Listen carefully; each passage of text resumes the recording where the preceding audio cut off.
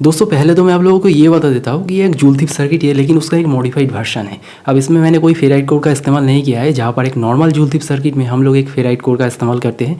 तो एक AR core और एक फेराइट कोर का सबसे बड़ा जो डिफरेंस होता है वो है इंडक्टेंस का। अब इंडक्टेंस जो है हमारा ये ज़्यादा होता है हमारा जो फेराइट कोर होता है, लेकिन हमारा इस तरीके का जो एआर कोर होता है इसमें इंडक्टेंस बहुत कम होता है, लेकिन रेजिस्टेंस ज़्यादा होता है इसमें। दोस्तों मेरे हाथ में ये एक फेराइट मेटल है। जब भी मैं इस फेराइट मेटल को इस रिंग के अंदर रख रहा हूँ तो इस रिंग का एआर कोर का इंडक्टेंस बढ़ रहा है, तो इसी वजह से जो एलईडी है ये ज़्यादा ग्लो हो रहा है।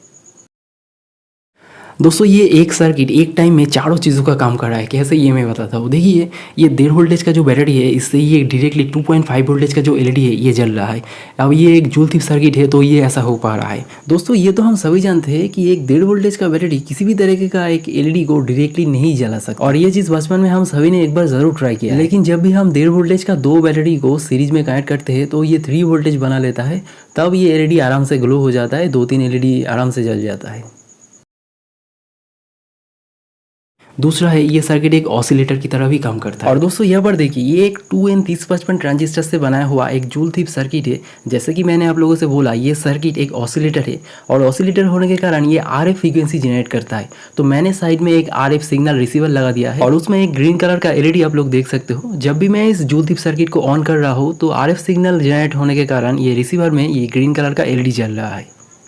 तीसरा है ये एक वोल्टेज बूस्टर की तरह भी काम करता है। अगर आप यहाँ पर एक 1.5 वोल्टेज का बैटरी को यूज़ ना करके एक 3.7 वोल्टेज का बैटरी को यूज़ करोगे तो इसका वोल्टेज बहुत ज़्यादा बढ़ जाएगा, 40 वोल्ट तक चला जाएगा। दोस्तों ये 3.7 वोल्टेज का 18650 का एक बैटरी है। अब इसको जब मैं सर्किट के साथ कनेक्ट कर रहा हूँ तो कि वोल्टेज देखिए फटक से ये 40 वोल्ट तक चला जाएगा।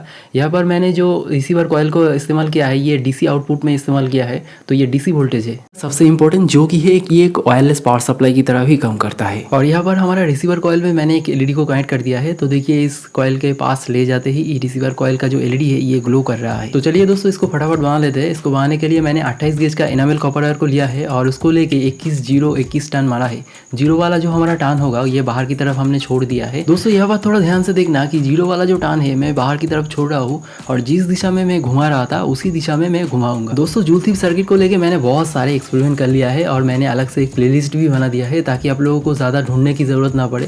तो अगर आपको इस चीज़ में ज़्यादा इंटरेस्ट है तो आप लोग वहाँ पर देख सकते हैं, क्योंकि ये वोल्टेज बूस्टर की तरह भी काम करता है, तो ये बड़े काम की चीज़ है। फिलहाल इस सर्किट को बनाने के लिए मैंने एक BC547 general purpose NPN transistor का इस्तेमाल किया है, जिसका एमीटर, बेस और कलेक्टर पिन आप लोग ध्यान से देख लीजिए। और दोस्तों इस ट्रांजिस्टर के बेस के साथ हम एक 100 ओम का रेजिस्टेंस को लगाएंगे। वैसे देखा जाए तो रेजिस्टेंस ना भी लगाए तो भी ये सर्किट काम करता है, लेकिन इससे आपका ट्रांजिस्टर गर्म हो सकता है और इससे ख़राब भी हो सकता है, तो इसीलिए हम लोग एक रेजिस्टेंस को लगा देंगे इसके बेस के साथ। और दोस्तों ये रहा हमारा 21 टर्न वाला कॉइल। अब इस कॉइल का 21 वाला जो 2 टर्न था उसको हम लोग एक को लगाएंगे इस रेजिस्टर में, और दूसरे को लगाएंगे हमारा जो ट्रांजिस्टर का कलेक्टर पिन था उसमें।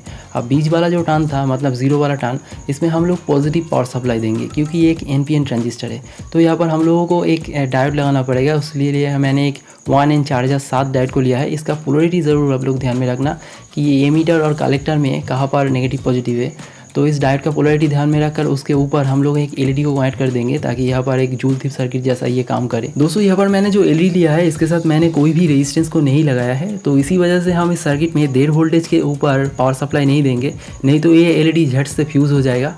और आप लोगों को पता ही है इस सर्किट का आउटपुट वोल्टेज बहुत ज़्यादा है। 1.5 वोल्टेज से ये DC 3 वोल्टेज तक चला जाता है, लेकिन जब भी अगर आप 2 वोल्टेज या फिर 3 वोल्टेज में ले जाओगे तो ये 6 वोल्टेज या फिर 12 वोल्टेज तक चला जाएगा, तो बहुत दिक्कत वाली बात हो जाएगा। और यहाँ पर हम लोगों ने जो एआर कोर इंडक्टर यूज़ किया था उसके 0 वाले टर्न में या फिर बीच वाले टर्न में हम पॉजिटिव पावर सप्लाई देंगे, और इस BC547 NPN ट्रांजिस्टर का जो एमीटर पिन है या फिर थर्ड पिन है इसमें हम नेगेटिव पावर सप्लाई देंगे। तो ये देखिए एलईडी जल रहा है।